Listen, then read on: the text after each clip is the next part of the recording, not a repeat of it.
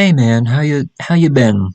Welcome to hell. In today's silly little expose, we're going to be talking about Florida men and what they've been up to all these years. If for some reason you are unaware of what a Florida man is, then allow me to provide a brief summary of what a Florida man is. Hurricanes, alligators, meth, heroin, PCP, palm trees. I don't know about you, but whenever I think of the Florida man, I think of these things. The Florida man is someone who behaves irrationally, and this irrationality that they have, it can often lead to them getting arrested. The decisions that the average Florida man makes can often be seen as comical because they are most of the time fueled by alcohol and or drugs. That being said, when the press gets a hold of the Florida man stories, they can lead to some fun headlines, such as Florida man breaks into house, shaves the cat's head, then leaves without stealing anything.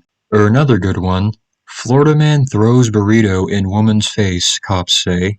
And this has happened before. Just those titles alone are enough to make you giggle until you soil your pants to the point where you literally can't use them anymore. So with that out of the way, why don't we delve into a couple of Florida man stories that I've prepared for today. The first Florida man story we'll inspect is Florida man fights shark to retrieve nephew's arm. This one isn't very comical, but it still showcases the bold and irrational nature of the average Florida man. In July of 2001, Jesse Arbogast was attacked by a 7-foot-long bull shark. During the attack, Jesse got his arm bitten off and his leg was also lacerated pretty badly. After seeing what was happening, Jesse's uncle rose to action and he fought the heck out of that shark. After a couple of minutes of shark wrangling, he managed to wrestle the thing to shore. A ranger would then go on to shoot the shark 3 times in the head, causing it to loosen its jaws. After the shark loosened its jaws, another Florida man came along and he was like, "Whoa, wouldn't it be crazy if I put my arm in that shark's mouth?" And lo and behold, he managed to get Jesse's arm out of the shark. When Jesse arrived to the hospital, he had no pulse or blood pressure, but he still managed to survive, and they even managed to reattach his arm. So this is one of the few instances of a Florida man and his hijinks not only saving a life, but not being illegal. On top of all that, imagine if that Florida man ever gets into an argument with his brother ever again. All he has to do is say, "Yeah, do you remember that time I literally fought a shark to save your son's life and get his arm back? Yeah, good luck coming up with a comeback against that."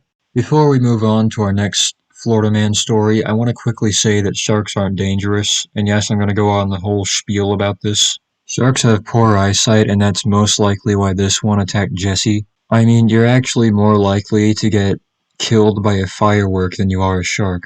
Terry is more likely to be unable to put it into reverse than a shark is to kill someone.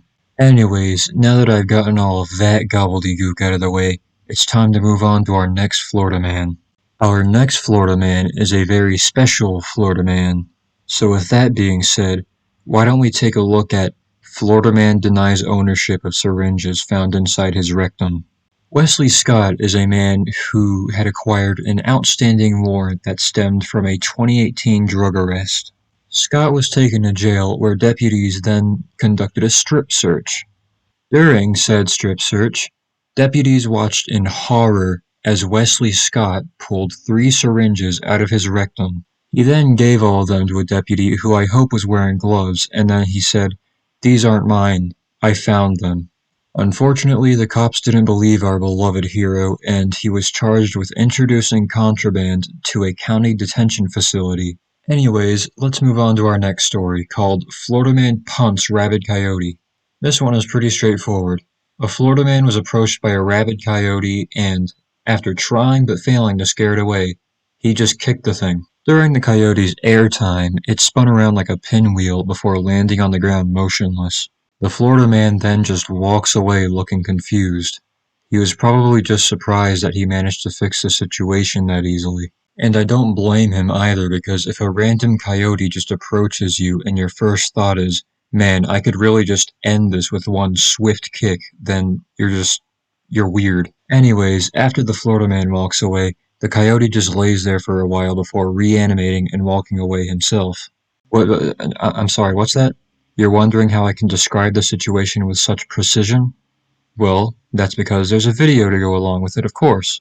Just a quick heads up, this is literally just a coyote being kicked, so if you're not into that, go ahead and skip to the timestamp on screen, but if you're gonna brave it out, I'll go ahead and put some cheery and upbeat music over the footage so that it's not as dark.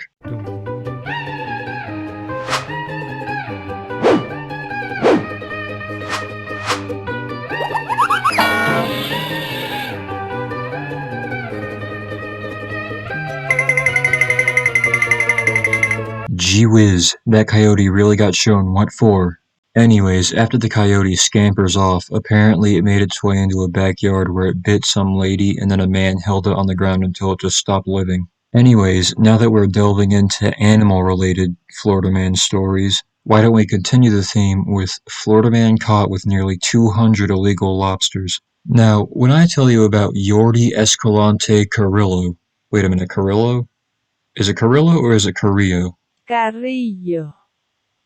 Why did it say it so slow and sensually? Anyways, now, when I tell you about Yordi Escalante Carrillo, you might just think of him as your average everyday lobster enthusiast, but you'd be wrong. Yordi Carrillo is no mere lobster enthusiast, he's a lobster supervillain. He had 200 illegal lobsters in his car. Name a sane man who has had 200 illegal lobsters in his car. You can't. It is impossible. Carrillo was stopped by a police officer, and the police officer told him, "Hey, I can smell marijuana in your car." No marijuana was found, but what they did find was arguably worse.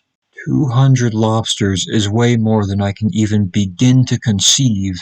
I would look up what his sentence was, but if I found out that he had anything less than the death penalty, I'd push my grandpa down the stairs before having a panic attack. The mere thought of walking the same planet as Carrillo shakes me to my core, and if it weren't for my grandpa being in a coma, I'm sure he'd tell you the same thing. Anyways, I think I'm gonna call it there because I'm just getting heated over this whole lobster situation. I need to take a breather. Trust me, I would love to go over Florida man tries to run over son because he wouldn't take a bath, or Florida man Googles self to find out which Florida man he is. But this lobster story, it's hitting me harder than the incurable disease that hit my grandpa, sending him into a coma. Anyways, thank you for watching. I really do appreciate it. If you enjoyed, like, comment, subscribe. Only if you want to. I'm not gonna do any forcing this time around. But yeah, feel free to tune in at a later date when I throw that pesky gerbil of yours into a literal hurricane. Thank you for watching, and I hope you have a good day.